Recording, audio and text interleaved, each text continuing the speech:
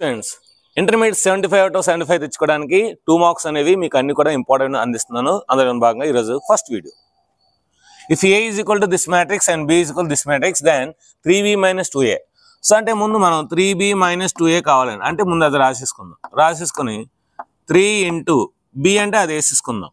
B అంటే ఏంటి 3 2 1 1 2 3 minus 2A. A అంటే ఏంటి 1 2 3 3 2 1.